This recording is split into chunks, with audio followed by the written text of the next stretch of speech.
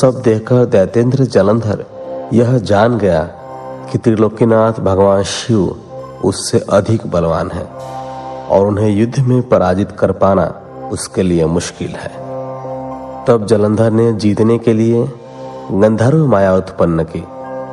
वहां उस युद्ध स्थल पर हजारों की संख्या में गंधर्व और अप्सराओं के गण उत्पन्न हो गए और वहां नृत्य करने लगे। वहां मधुर संगीत बजने लगा। यह सब देखकर सभी देवसेना के सैनिक मोहित हो गए और युद्ध को भूलकर नृत्य और गाना बजाना देखने में मग्न हो गए। इधर देवादिदेव भगवान शिव भी गंधर्व माया से मोहित होकर नृत्य देखने लगे। जब दैत्यराज जलंधर ने देखा कि सभी देवताओं सहित देवादिदेव भगवान शिव भी उसी गंधर्व माया के द्वारा मोहित होकर अप्सराओं के नृत्य को देख रहे हैं, तब वह वहां से चुपके से भाग खड़ा हुआ। असुरराज जलंधर त्रिलोकीनाथ भगवान शिव का रूप धारण कर बैल पर बैठकर देवी पार्वती के पास कैलाश पर्वत पर पहुंचा। वहां कैलाश पर देवी पार्वती अपनी सखियों के साथ व्यस्त थीं।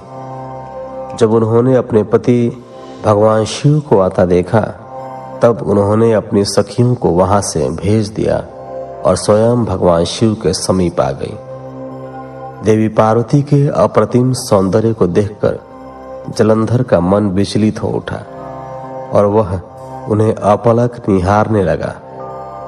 जलंधर के इस प्रकार के व्यवहार को देख पार्वती को यह समझते हुए देर नहीं लगी कि वह कोई बहरूपिया है जो भगवान शिव का रूप धारण कर उन्हें ठगने आया है। यह विचार मन में आते ही देवी पार्वती वहां से अंतर्धान हो गई। तब वे एक अन्य स्थान पर पहुंची और उन्होंने भगवान श्री हरि विष्णु का स्मरण करके उन्हें वहां बुलाया। विष्णु जी ने वहां पहुंचकर देवी को नमस्कार किया और उनसे प्रश्न किया कि क्या आप जलंधर के इस कार्य को जानते हैं? देवी पार्वती के इस प्रश्न को सुनकर श्री विष्णु ने हाथ जोड़ लिए और बोले, हे माता, आपकी क्या आज्ञा है? मैं उस दुष्ट को किस प्रकार का दंड दूं? तब देवी ने कहा कि आप जो उचित समझे वह करें। तब श्री विष्णु जलंधर को छलने के लिए उसके नगर की ओर चल दिए। 23वां अध्याय। वृंदा का पतिव्रत भंग।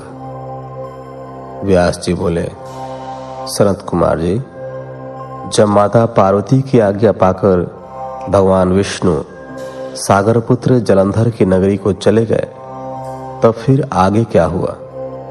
उन्होंने वहां जाकर क्या किया? व्यास जी का प्रश्न सुनकर सनत कुमार जी मुस्कुराए और बोले, हे महर्षि, दैत्यराज जलंधर की नगरी में पहुंचकर श्री हरि विष्णु सोच में पड़ गए कि वे क्या करें, परंतु अगले ही पल उन्हें समझ में आ गया कि जैसे को तैसा। उन्होंने सोचा कि जिस प्रकार जलंधर ने छद्म शिव रूप धारण करके देवी पार्वती को छलने की कोशिश की थी, वे भी वहां जाकर उसकी पत्नी वृंदा का पतिव्रत धर्म भंग करेंगे। वे जानते थे कि जलंधर अपनी पत्नी के पतिव्रत धर्म से ही अभी तक बचा हुआ है, इसलिए उसका पतिव्रत धर्म नष्ट करना जरूरी है। मन में यह विचार आते ही वे नगर के राज उद्यान में जाकर ठहर गए। दूसरी ओर दैत्यराज जलंधर की पतिव्रता पत्नी वृंदा अपने कक्ष में सो रही थी। भगवान श्री हरि विष्णु की माया के फलस्वरूप उन्होंने रात्रि में एक सपना देखा। उसने देखा कि उसका पति निर्वस्त्र होकर सिर पर तेल लगाकर और गले में काले रंग के फूलों की माला पहनकर भैंसे पर बैठा है और उसके चारों ओर हिंसक जीव जंतु उसको घेरे खड़े हैं। उस समय चारों ओर घोर अंधकार फैला हुआ था और वह दक्षिण दिशा की ओर बढ़ता जा रहा था। ऐसा सपना देखकर वह डर गई और उसकी आंख खुल गई। तभी उसने देखा कि सूर्य उदय हो रहा है, परंतु वह सूर्य अत्यंत कांतिहीन था और उसे सूर्य में एक छेद भी दिखाई दे रहा था। यह सब देखकर वृंदा का मन बहुत व्याकुल हो उठा और वह इधर उधर टहलने लगी। कभी छज्जे और अटारी पर चढ़ती तो कभी जमीन पर बैठ जाती, परंतु उसे चैन नहीं था। जब इस प्रकार वृंदा का मन शांत नहीं हुआ तो वह मन की शांति प्राप्त करने हेतु उद्यान की ओर चल दी, परंतु उस निर्जन उद्यान में उसके पीछे सिंह के समान 2 भयंकर राक्षस पड़ गए। वृंदा उन्हें देखकर बहुत डर गई और अपने प्राणों की रक्षा करने के लिए वहां से भागने लगी। भागते हुए उसे सामने से आते हुए एक तपस्वी दिखाई दिए। भयभीत वृंदा उन मुनि से अपने जीवन की रक्षा करने के लिए प्रार्थना करने लगी। उन तपस्वी ने अपने कमंडल से जल निकालकर उन राक्षसों को ललकारते हुए उन पर जल छिड़क दिया। जल छिड़कते ही दोनों राक्षस वहां से भाग खड़े हुए। तब वृंदा ने दोनों हाथ जोड़कर उन तपस्वी को प्रणाम किया तथा उनका धन्यवाद व्यक्त किया। तत्पश्चात उनको अत्यंत दिव्य और शक्तिशाली जानकर वृंदा ने उन मुनि से अपने पति दैत्यराज जलंधर के विषय में पूछा। मुनि ने उत्तर दिया कि देवी, तुम्हारा पति तो युद्ध में मारा गया है। यह कहकर उन्होंने कुछ इशारा किया, जिसके फलस्वरूप 2 बानर उनके सामने प्रकट हो गए। अगले ही पल उन तपस्वी का संकेत पाकर वे बानर आकाश मार्ग से उड़कर चले गए और कुछ समय पश्चात दैत्यराज जलंधर का कटा हुआ सिर और उसके सामने अन्य सामान को लेकर लौट आए। अपने पति जलंधर का कटा हुआ सिर देखकर वृंदा बेहोश होकर गिर पड़ी। कुछ समय पश्चात होश में आने पर रोते हुए वृंदा उन मुनि से प्रार्थना करने लगी कि वे उसके पति को पुनः जीवित कर दे। यह कहकर वह बहुत जोर जोर से रोने लगी और बोली कि यदि आप मेरे पति को जीवन दान नहीं दे सकते तो मुझे भी मृत्यु दे दे। वृंदा के इस प्रकार के वचन सुनकर मुनि बोले, हे देवी, तुम्हारे पति का वध त्रिलोकीनाथ भगवान शिव के द्वारा हुआ है, अतः उसको जीवित करना देवादिदेव भगवान शिव का विरोध करना है, परंतु अपने शरण में आए हुए मनुष्य की रक्षा करना मेरा भी धर्म है। इसलिए मैं तुम्हारे पति को पुनः जीवित अवश्य करूंगा। यह कहकर उन्होंने अपने कमंडल से जल निकाला और मंत्रोच्चारण करते हुए जलंधर पर छिड़का, जिसके फलस्वरूप वह जीवित हो गया। जलंधर को जीवन दान देकर वे तपस्वी वहां से अंतर्धान हो गए। वस्तुतः उस तपस्वी ने ही सूक्ष्म रूप से जलंधर की काया में प्रवेश कर लिया था। दरअसल तपस्वी का रूप धारण करने वाले वे मुनि और कोई नहीं, स्वयं श्री हरि विष्णु थे। अपने पति को अपने पास पाकर देवी वृंदा बहुत खुश हुई और तुरंत अपने पति के गले लग गई। उसने उन सब बातों को भयानक स्वप्न समझकर भुला दिया। फिर बहुत समय तक उस छद्म वेशधारी जलंधर के साथ वन में ही रमण करती रहीं, परंतु मायावी की माया भला कब तक छिप सकती थी। एक दिन वृंदा को ज्ञात हो गया कि उसके साथ विहार करने वाला पुरुष और कोई नहीं, स्वयं श्री हरि विष्णु है, जो कि उसके पति का रूप धारण करके उसे छल रहे हैं। यह सारी सच्चाई जानकर देवी वृंदा बहुत दुखी हुई। तब वह श्री हरि विष्णु से बोली, तुमने एक पराई स्त्री का उसका पति बनकर उपभोग किया है, तुम्हें धिक्कार है। मैं किस प्रकार अपने पति का सामना कर सकती हूँ? अब मुझे जीवित रहने का कोई अधिकार नहीं है, पर तुम्हें तुम्हारी करनी की सजा अवश्य ही मिलेगी। तुमने मुझे अबला जानकर मेरा इस्तेमाल किया है। मैं तुम्हें शाप देती हूँ कि जिन राक्षसों से तुमने मुझे डराकर मेरा विश्वास जीता था, वे ही राक्षस तुम्हारी पत्नी का भी हरण करेंगे और तुम उसके वियोग में हर ओर भटकोगे। तब यही वानर तुम्हारी सहायता करेंगे।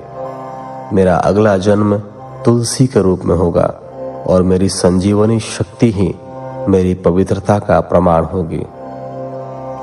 भगवान श्री हरि विष्णु को इस प्रकार शाप देकर असुर श्रेष्ठ जलंधर की पत्नी वृंदा ने अग्नि में प्रवेश कर लिया और उसमें अपने प्राणों की आहुति दे दी।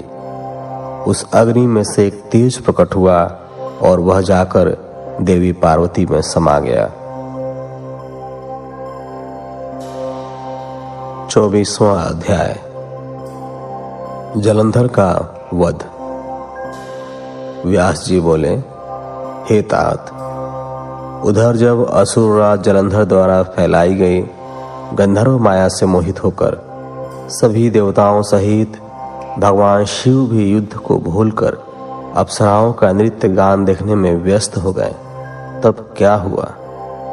उधर जब जलंधर को पहचान कर देवी पार्वती कैलाश पर्वत से अंतर्धान हो गई, तब वहां क्या हुआ? भगवान शिव ने क्या किया? सनत कुमार जी बोले, हे महर्षि, जब जलंधर को अपने सामने भगवान शिव के रूप में देखकर देवी पार्वती ने यह जान लिया कि वह कोई बहरूपिया है, तो वे तुरंत वहां से अंतर्धान हो गई। उनके अंतर्धान होते ही सारी माया वहां से गायब हो गई। माया के गायब होते ही सभी देवता अपने अपने होश में आ गए। उधर देवाधिदेव भगवान शिव की चेतना भी वापस लौट आई और जलंधर की माया को जानकर उन्हें अत्यधिक क्रोध आ गया। तब जलंधर भी देवी पार्वती के अचानक वहां से गायब हो जाने के कारण तुरंत ही युद्ध भूमि में लौट आया। तत्पश्चात भगवान शिव और असुरराज जलंधर में बड़ा भयानक युद्ध होने लगा, परंतु त्रिलोकीनाथ भगवान शिव की वीरता और बल के सामने वह तुच्छ असुर कहाँ टिक पाता। यह बात जल्द ही उसे समझ आ गई कि सर्वेश्वर शिव को जीत पाना आसान नहीं है, बल्कि असंभव है। उसने तुरंत अपनी माया द्वारा पार्वती को प्रकट किया और उन्हें अपने रथ पर बांध लिया। जलंधर के दो सेनापति शुंभ और निशुंभ अपने हाथों में भयानक अस्त्र लेकर देवी पार्वती को मारने के लिए उन पर झपट रहे थे और देवी पार्वती रोते हुए अपनी सहायता के लिए अपने आराध्य भगवान शिव को पुकार रही थी। यह दृश्य देखकर भगवान शिव भी अत्यंत चिंतित हो गए। अपनी प्राण वल्लभा देवी पार्वती को इस प्रकार कष्ट में देखकर वे व्याकुल हो उठे। तब अपनी प्रिया पार्वती को दैतेंद्र जलंधर से मुक्ति दिलाने के लिए उन्होंने बड़ा भयानक रूप धारण कर लिया। उनका वह रौद्र रूप देखकर राक्षसी सेना भयभीत होकर इधर उधर भागने लगी और छिपने का प्रयास करने लगी। उधर दैत्य सेना के प्रधान शुंभ और निशुंभ भी डर गए और युद्ध से बचने की कोशिश करने लगे। उनके भयभीत होते ही जलंधर की माया समाप्त हो गई। युद्ध भूमि में हाहाकार मच गया। सब इधर उधर दौड़ रहे थे। जब शुंभ निशुंभ भी अपनी प्राणों की रक्षा करने के लिए भाग रहे थे, तब भगवान शिव ने उन्हें ललकारा, परंतु वे फिर भी युद्ध के लिए तत्पर न हुए। भगवान शिव बोले, तुम तो देवी पार्वती को मारने बढ़ रहे थे, अब क्यों डर कर भाग रहे हो? आओ और मेरे साथ युद्ध करके अपनी वीरता का परिचय दो। भगवान शिव के वचनों का उन दोनों पर कोई भी प्रभाव नहीं पड़ा और वे भागते रहे। तब क्रोधवश भगवान शिव ने शुंभ निशुंभ को शाप देते हुए कहा, हे दुष्ट असुरों, युद्ध में कभी भी पीठ दिखाने वाले पर वार नहीं करना चाहिए, इसलिए मैं तुम दोनों को छोड़ रहा हूं। परंतु जिनको तुम मारने का प्रयत्न कर रहे थे, वे ही देवी पार्वती तुम दोनों का एक दिन वध करेंगी। भगवान शिव के इन वचनों को सुनकर क्रोध से भरा जलंधर उन पर झपटा। उसने भयानक बाण चलाकर पूरी पृथ्वी पर अंधकार कर दिया इससे भगवान शिव का क्रोध अत्यधिक बढ़ गया और उन्होंने अपने चरणांगुष्ठ से बने हुए सुदर्शन चक्र को चला दिया। उस चक्र ने तुरंत जलंधर के सिर को उसके धड़ से अलग कर दिया। जब चक्र ने असुरराज जलंधर का सिर काटा तो बहुत भयानक ध्वनि हुई और महादानव जलंधर पल भर में ही ढेर हो गया। जिस प्रकार अंजन का विशाल पर्वत 2 टुकड़ों में विभक्त हो गया था, उसी प्रकार जलंधर का शरीर भी 2 टुकड़ों में बट गया। सारे युद्ध भूमि में उसका रक्त फैल गया। भगवान शिव की आज्ञा से जलंधर का रक्त और मांस महारौरव में जाकर रक्त का कुंड बन गया। दैत्यराज जलंधर के शरीर से निकला अद्भुत तेज उस समय भगवान शिव के शरीर में प्रवेश कर गया। जलंधर का वध होते ही चारों ओर हर्ष की लहर दौड़ गई। सभी देवता ऋषि मुनि बहुत प्रसन्न हुए। अप्सराएं और गंधर्व मंगल गान गाने लगे। सारी दिशाओं से भगवान शिव पर फूलों की वर्षा होने लगी। 25वां अध्याय। देवताओं द्वारा शिव स्तुति। सनत कुमार जी बोले, हे महर्षि, इस प्रकार दैत्यराज जलंधर का देवादिदेव भगवान शिव के हाथों से वध देखकर सब ओर प्रसन्नता छा गई। सभी देवताओं सहित ब्रह्मा जी और श्री हरि विष्णु भी हर्षित हुए। तब वे करुणानिधान भगवान शिव को धन्यवाद देने लगे और उनकी स्तुति करने लगे और बोले, हे करुणानिधान, हे कृपानिधान देवादिदेव भगवान शिव, आप प्रकृति से परे हैं। भगवान, आप ही परम ब्रह्म परमेश्वर हैं। प्रभु, हम सब देवता आपके दास हैं और आपकी आज्ञा की पूर्ति करने हेतु कार्य करते हैं। हे देवेश, आप हम पर प्रसन्न हो। हे प्रभु, जब भी देवताओं पर कोई विपत्ति पड़ी है, आपने हमारी सहायता की है और हमें अनेक दैत्यों के अत्याचारों से मुक्ति दिलाई है। हम सदा ही आपके चरणों की वंदना करते हैं और आपके अनोखे दिव्य स्वरूप का ही स्मरण करते हैं। आपके ही कारण हमारा भी अस्तित्व है। आपके बिना हम कुछ भी नहीं हैं। आप भक्त वत्सल हैं और सदा ही अपने भक्तों का हित करते हैं। इस प्रकार भगवान शिव की वंदना करके सभी देवता चुप हो गए और हाथ जोड़कर खड़े हो गए। तब भगवान शिव बोले, हे देवताओं, मैं तुम्हारी आराधना से बहुत प्रसन्न हूं। मैं तुम्हें वरदान देता हूं कि मैं हमेशा तुम्हारे अभिष्ट कार्यों की सिद्धि करूंगा। तुम्हारे दुखों को मैं सदा दूर करूंगा। इसके अतिरिक्त तुम और कुछ भी चाहो तो मुझसे मांग सकते हो। परंतु उन्होंने उनकी कृपा दृष्टि बनाए रखने के अतिरिक्त उनसे कुछ नहीं मांगा। तब उन देवताओं को आवश्यकता पड़ने पर उनकी मदद करने का आश्वासन देकर देवाधिदेव भगवान शिव वहां से अंतर्धान हो गए। इस प्रकार जब त्रिलोकीनाथ भक्तवत्सल शिव ने देवताओं को उनकी सहायता का आश्वासन दिया तो सभी देवता हर्ष से फूले नहीं समाये और भगवान शिव की महिमा का गुणगान और जय जयकार करते हुए प्रसन्नता पूर्वक अपने अपने धाम को वापस चले गए।